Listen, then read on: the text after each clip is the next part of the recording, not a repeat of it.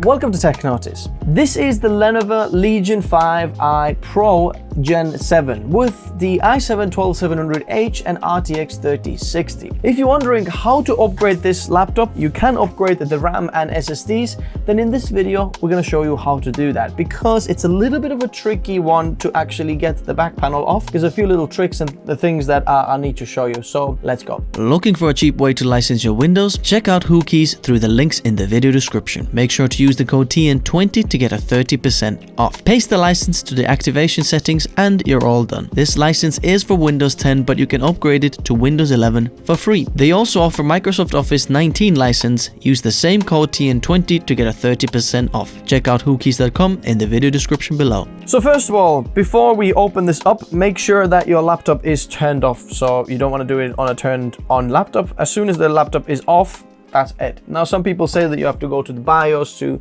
undo the like BIOS battery and all that sort of thing. Well, you can do that. That's extra precaution and so on, but you don't really have to either. It works without it as well. So what are some of the tools that you're going to need in order to get this working? I highly recommend an iFixit kit screwdriver kit, because you need a very small Phillips head. It's not even a Phillips one, it's like a smaller one, because you need really small one. And then you need some prying tools from iFixit as well, unless you already have something like that. I did manage to get it working with a guitar pick as well, but that will be that. And then obviously your upgradable RAM, whichever one you're going to go. I highly recommend Kingston Fury Impact Kits with DDR5 here, and this goes up to 64 gigabytes in size. So 32 gigabyte kit and 64 gigabyte kit, and they run at 4800 megahertz. And they definitely work with this laptop. I've tried them, so if you're wondering which kit to get, that's that one. And then for SSDs, depends whichever one you want to get and how much you want to get. There's all sorts of things. Both of these slots are Gen 4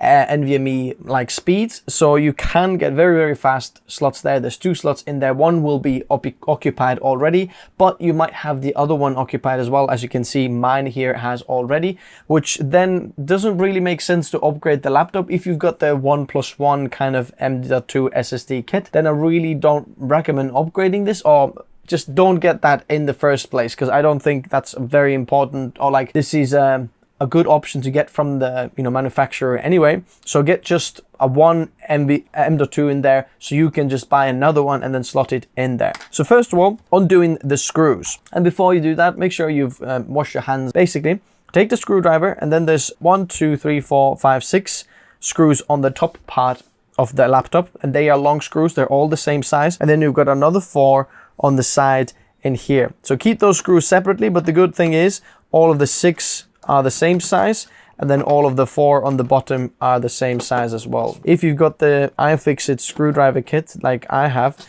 then it's very easy to just store all of the screws underneath on the lid and then put the actual screwdrivers on the top, because then they're magnetically like in a compartment there, and you're not going to spill those screws anywhere. Now comes the tricky part, and I have found that the best way of getting this back panel now loose is by putting your hands underneath this cover on the front there, and then peeling it kind of up a little bit, because then the back comes loose. Let me show you. Can you see? Boom. And then these side vent covers, they actually clip over this, and these are the trickiest bit how to get loose, because the rest of the panel will come loose as soon as you get these, but this is the tricky part over here to get this loose. The best way to do it is if you find some kind of a pry tool, something like that. I found this working very well. There's a little notch on here, and once you've slotted underneath there, then kind of run it through here, and then as you can see, this has already taken this off, and as soon as you get these clips over, the whole side comes loose, as you can see here. And then look, most of the panel already comes off, and we're almost ready. Now the other side is actually very tricky as well. You're gonna have to do this on the other side as well, because all of the laptop is actually loose, but it's still holding on the other side. So when you've got it like that, let's try to do it on the other side as well. Okay, the same way. We're gonna try to put our prying tool underneath there, and then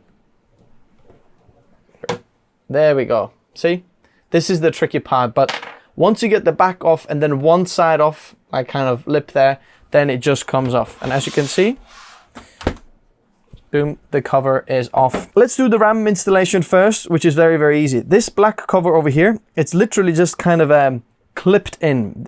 There's no screws or anything. You just try to kind of lift it from both sides and then just lift it up a little bit, lift it up. And then as you can see, these little notches over there, they slot between these kind of holders that keep it and like clip it in place. It's very easy to put back. This just protects your RAM underneath that cover. Undoing the RAM is very easy. These little notches on these sides, when you pop them a little bit to the side, boom, the RAM pops up, and then you kind of lift it out diagonally. There we go.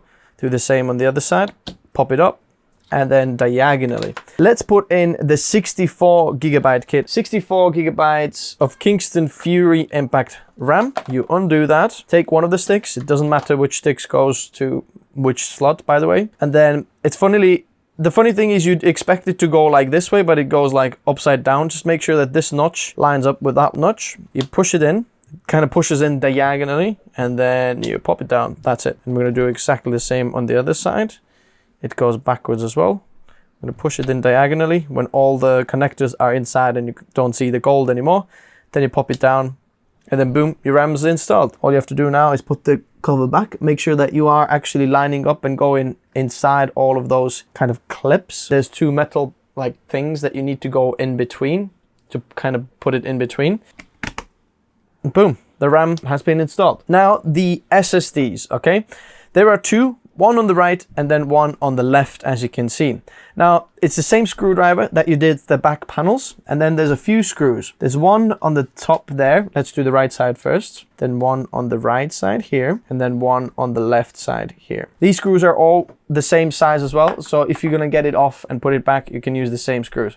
And then now this panel just comes off, and as you can see, there is a thermal pad underneath as well that keeps your SSD cool. And now you have the M.2 SSD inside here, and then it's exactly the same on the other side, but I do have an SSD already installed on the left side as well. As you can see, I'll show you. And it comes like this from the factory, and these SSDs actually are running on a RAID. If you don't know what RAID already is, I'm getting double the speed of both of them. I'm getting very, very fast SSD speeds, but this is not the best configuration if you want to upgrade it to like this, because they both have to be the same size and so on. So you do get the faster speeds, but the upgradability is a little bit bad. So I wouldn't recommend like this configuration with the RAID that comes already from the factory. And if you now want to upgrade this, for example, put a different size SSD onto either of them, then it's a little bit more difficult and you might have to install some of the Windows again and configure the RAID, and it gets a little bit more complicated. That's why I think just stick with one SSD from the factory.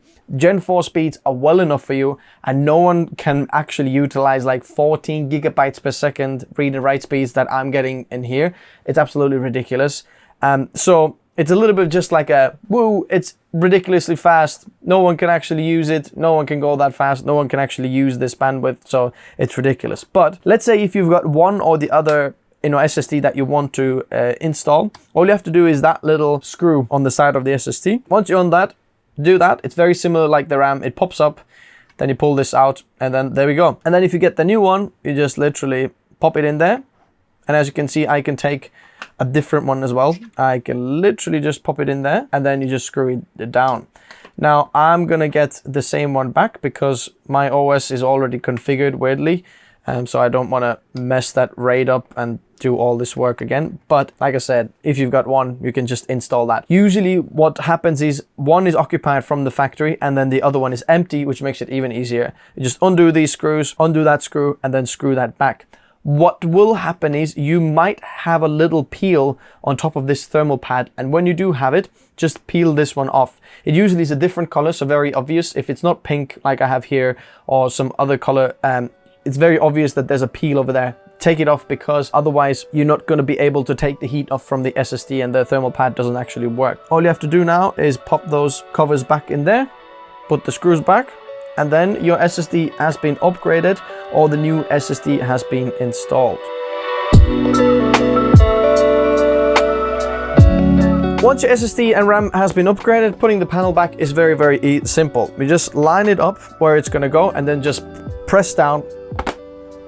Make sure it clicks in all the way around so there's no gaps. Take your screws back out from underneath and put the screws nicely back. what you want to do now, go over here, and then now we're going to turn the laptop on, and it might not turn on for the first time. We're going to see that in a moment if it's going to come up. It might do some memory training and so on. So for me, what happened previously is it's not going to come on for the first time, and you're thinking, flipping heck, something's broken. So let it do like its thing for like a few minutes, and then what we're going to do is we're going to turn it off and then turn it back on. Oh, look at that. It actually turned on for the first time. So that is very, very good news. Look at that. We are on Windows.